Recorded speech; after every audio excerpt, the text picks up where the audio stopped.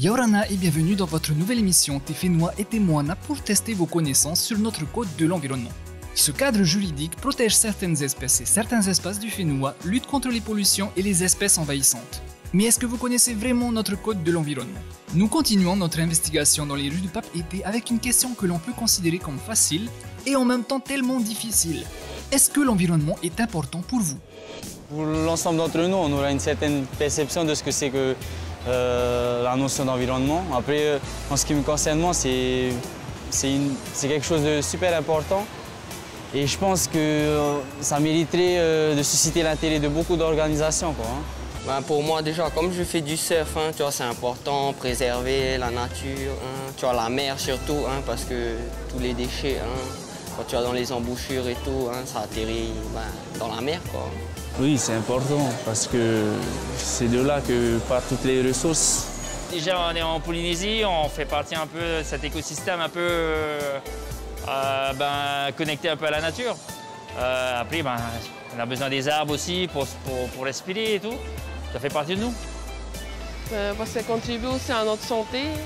Elle était là avant nous et si on prend soin d'elle, on sera bien aussi dans notre vie.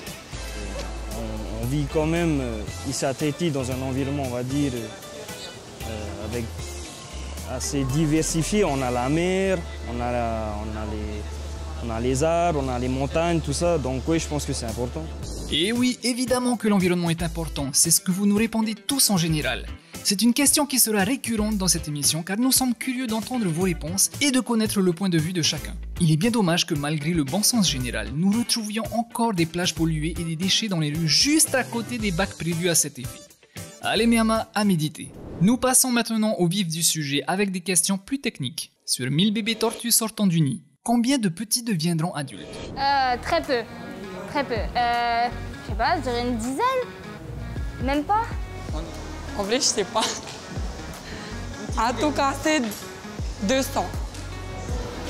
Pas beaucoup. Je vais dire peut-être une centaine. Au hasard comme ça, je dirais 3, 5. 5. La réponse est une seule. Si les tortues marines ont une espérance de vie conséquente, 80 ans à minima, elles grandissent lentement. Elles atteignent leur maturité sexuelle entre 25 et 30 ans et se reproduisent tous les 2 à 4 ans en moyenne. Une tortue femelle peut pondre entre 100 et 150 œufs par nid, 2 à 3 fois par saison. Et sur 1000 bébés tortues émergentes du nid, une seule reviendra dans le secteur qui l'a vu naître pour y pondre à son tour. Donc à retenir, une seule petite tortue deviendra adulte sur un total de 1000 œufs. Nous restons dans les chiffres avec cette question. Combien de kilogrammes de déchets chaque Polynésien produit chaque jour en moyenne? Chaque jour en moyenne, je dirais entre 1 et 2 kilos. 2 kilos? Non, moins, quand même. Plus? En tout cas, je vais dire 10 par personne. Non, même pas 5 par personne. Je dirais, allez, 3 kilos par jour. Je crois que j'avais lu un truc sur au mois ou à l'année, mais à la journée... à la journée, je vais dire 1 kilo, mais ça fait déjà beaucoup, je trouve 1 kilo. C'est même un peu énorme. La bonne réponse est 1 kg par jour et par personne. D'après une étude menée en 2011 par le syndicat Fénoama, nous produisons 365 kg de déchets par an et par habitant, soit 1 kg de déchets par personne chaque jour de l'année. Et c'est plus de 50 000 tonnes de déchets du bac gris qui sont enfouis à Pehoro chaque année. Ce que nous retenons, en moyenne, chaque habitant de Polynésie française produit 1 kg de déchets par jour. Nous terminons notre questionnaire spécial chiffres avec cette question. Combien y a-t-il de cours d'eau à Tahiti? Oula. Ok. Moins 200. Moins 200, je crois. Je crois parce qu'il y a des rivières qui se sont formées aussi.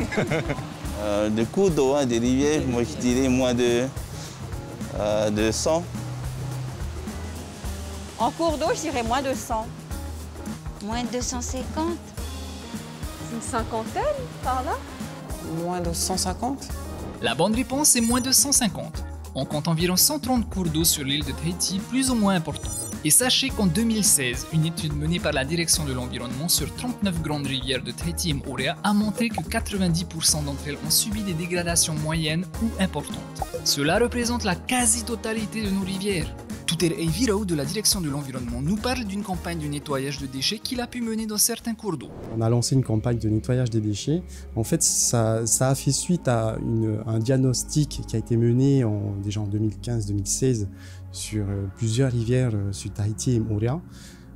Donc il en est ressorti qu'il y avait donc pas mal de rivières qui étaient polluées par des déchets, entre autres, parce qu'il y a aussi la problématique des eaux usées, etc. Donc on a focalisé donc nos efforts sur certaines rivières qui ont été donc la Fatawa, la Hamuta, Tiperui et Punaru. Voilà. Et voilà, Tefenoa et Temoana est maintenant terminé. Maruru à tous d'avoir participé à notre quiz. Vous pourrez retrouver notre émission sur le replay de Tian TV et les réseaux sociaux de la direction de l'environnement. Si vous voyez notre équipe dans la rue, n'hésitez pas à tester vos connaissances sur le code de l'environnement. Qui sait, peut-être que vos amis vous reconnaîtront et seront ébahis par vos connaissances hors du commun.